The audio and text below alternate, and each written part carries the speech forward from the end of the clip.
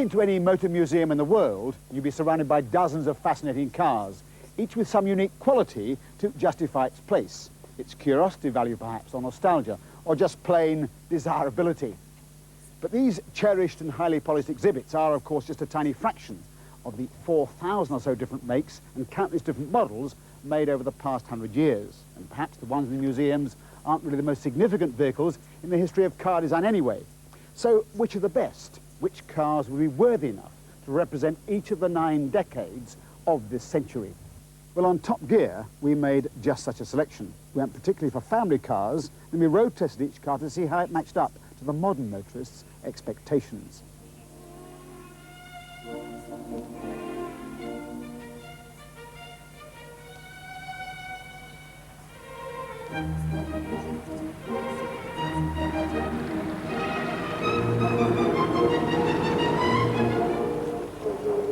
This is the most famous outcome of the historic meeting between Henry Royce, the dour Manchester-based engineer, perfectionist about all things mechanical, and the Honourable Charles Rolls, the London aristocrat who became one of the earliest top car salesmen. Rolls saw the market for a refined and commodious motor carriage. Royce translated that idea into mechanical perfection. Well, you can see the Silver Ghost is a big car. Well, it had to be, because in Edwardian times, the motorist would travel not only with his family, but probably a footman and a maid as well. And the previous 30 brake horsepower Rolls-Royce wasn't really man enough for that job. So in 1906, Henry Royce devised this 6-cylinder, 7-litre engine developing 48 brake horsepower. Unusually, it was built with the cylinders in 2 blocks of 3, as you can see, with 2 plugs per cylinder, and the side valve gear exposed under here so that routine maintenance was easy. The particular advances in this engine are the resilient mountings at the front. In 1907, most car makers simply bolted their power units direct to the chassis. A 7-bearing crankshaft, a forced lubrication system to the crank and big ends, and the twin-jet Royce carburettor. No Spirit of Ecstasy mascot on this car. They didn't start till 1911. And you notice the RR badge is in red. It changed to black in 1933, but that was not, as some say, in mourning for Sir Henry Royce, although he did die that year. It's interesting to look at Henry Royce's rear suspension for the Ghost. It has half ellipticals each side and another one mounted inversely across the chassis. Well, it looks very clever, but in fact it was soon dropped because the passengers complained it made the car sway too much. So even Henry Royce didn't get it right first time, every time. Let's see how the car goes on the road.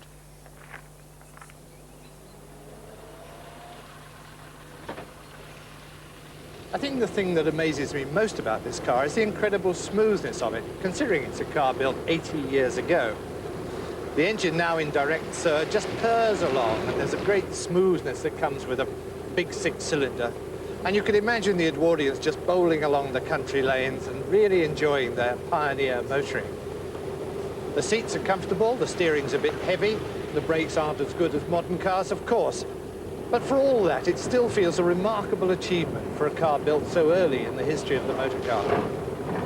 It's a wonderfully commanding point of view you have up here, because you sit high off the road, you can see over the hedges, you can see exactly what's happening.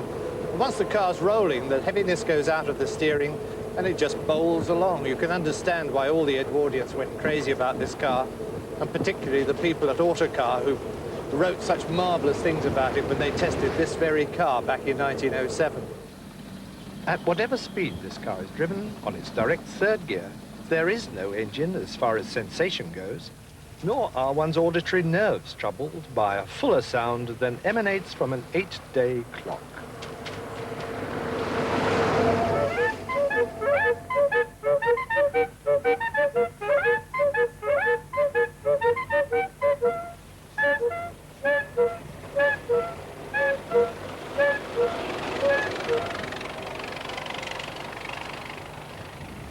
This is the famous Model T Ford, the Tin Lizzie beloved of the American backwoods, the car that brought freedom of movement to the world. In a production run only 1 year shorter than the Rolls-Royce Silver Ghost, over 50 million examples were built between 1909 and 1927. At one stage, over half the cars in the world were Model T Fords. So why did the Model T succeed so dramatically over the 2,000 makes of car around when it burst on the motoring scene? The key was the introduction by Ford of the assembly line system. The benefit, over its life, the price came tumbling down from $825 in 1909 to $260 by the mid-20s. And those low prices brought the Model T within the reach of America's heartland farmers, where Henry Ford had his roots.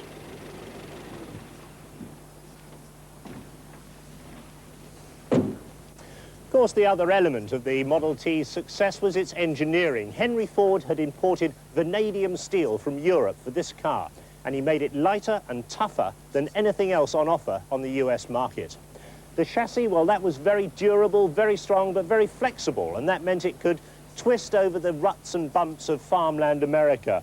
The suspension, well, that was basic in the extreme, transverse leaf springs, front and rear, and no dampers. The wheels, well, they were simple artillery wheels. At first, they were non-detachable, and that meant if you got a puncture, you had a tremendous job trying to get the inner tube out and repair it and put it back on without getting the wheel off the car. The gearbox, that was the father of the automatic, a two-speed epicyclic, and the engine, well, that really set the style for all modern engines to come. Up to now, engines have been made with separate cylinders, which were then bolted together on the crankcase. But for the Model T, Henry Ford came up with all four cylinders cast in one cylinder block with a detachable bolt-on cylinder head. And that's the way engines have been pretty much ever since.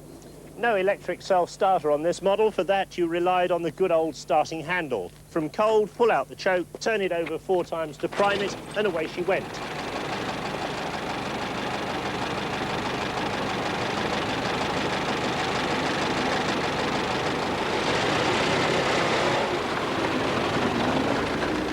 So what's the Model T like to drive? Well, in the first place, the majority of people who bought these cars had never driven before, so they didn't know what to expect.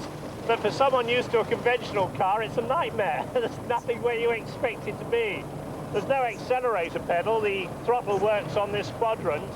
What you think should be the accelerator pedal is the brake pedal. What you think is the brake pedal selects reverse. And what you think is the clutch selects first and second on the epicyclic. And what you think should be the handbrake, in fact, works the clutch as well. But once you've got it all sorted out, the Model T rolls along really well. There's very solid springs which you can feel and no damping, but on these surface roads, the ride's not bad at all. When you think the car was designed to cope with the ruts and bumps of unsurfaced roads in 1909 America, it's amazingly good today.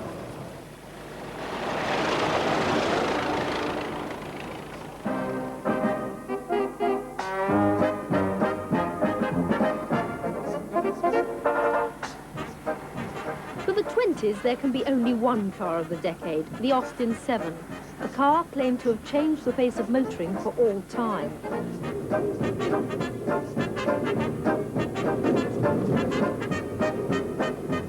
In the 17 years after it was launched in 1922, nearly 300,000 were produced. And the car was arguably the basis for the first Jaguar and Jensen and the first Datsun and BMW. Lickey Grange, just south of Birmingham, was once the home of Sir Herbert Austin, and it's here that the Austin 7 was designed. Story has it that the first rough sketches were drawn up on the billiard table. It was a crucial car for Sir Herbert. His company was in serious financial difficulties after the First World War, and this little car was to revive its fortunes. He designed it to replace the motorcycle and sidecar. It was a very easy little car to drive, the first genuine car for the working man. But they had yet to develop the electric self-starter.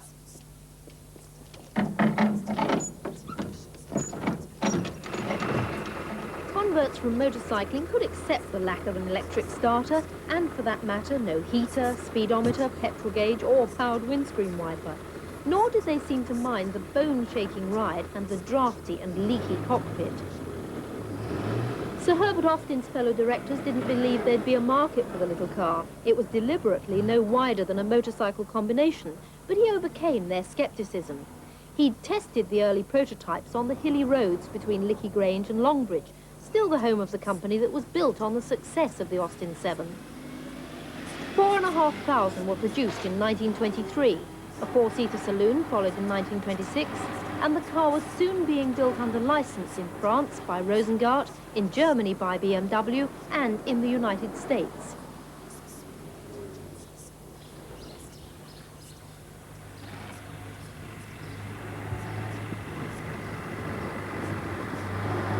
It's a very simple car to drive. The pedals are the same as we know them today, instead of the much more complicated system that used to be on the Model T Ford. It's a 3-speed crash gearbox, and there are steering column controls for the ignition, advance and retard, and a hand throttle. It doesn't like traffic much, this car. There's no fan on the engine, and so it tends to overheat. But it's a 750cc engine which pushes out about 10 horsepower at around 2,500 RPM. And that means that it'll rattle you up to speeds of around 50 miles an hour. But the braking isn't so hot. It's cable brakes on all four wheels, but they really don't feel as though they've got a lot of force.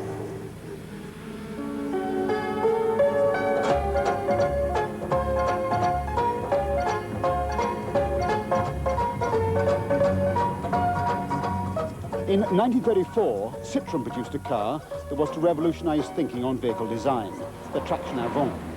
It was to remain in production for over 23 years. They made over 750,000 of them, and it became an enduring symbol of all things French. Fill up, would you please, Mr. Nye? Thank you very much. This car, with its distinctive grille and its smoothly rounded lines, somehow represents a whole era of French motoring. For years, it seems, French detectives pursued their prey in it. French ministers climbed elegantly out of the back seat in front of the Élysée Palace. It's as French, if you like, as a beret and a garlic breath. But its claim to be the car of the 30s doesn't simply rest on its sort of Gallic charm. In a decade that was laden with new ideas for the car, this car was described as a technical sensation. For a start, they dispense completely with the chassis, and the strength of the car comes entirely in the modern manner from tough steel box sections welded together, in fact, a full monocoque, which made it easy to produce on the American-style mass production line that André Citroën introduced to France, but also made the car much lighter, in fact 25% lighter than contemporary equivalents. Less weight meant sprightly performance and significantly better fuel economy. The suspension was also novel, using torsion bars instead of conventional leaf springs, lighter again and needing no maintenance. The third innovation from the young designer Bertoni was the one that gave the car its name, Traction Avant. The Citroën was the first mass-produced car to be fitted with front-wheel drive, and for just the same reasons as now, excellent handling and more space inside for passengers and luggage. So, three very radical developments, but they really worked, and this car never lost its appeal.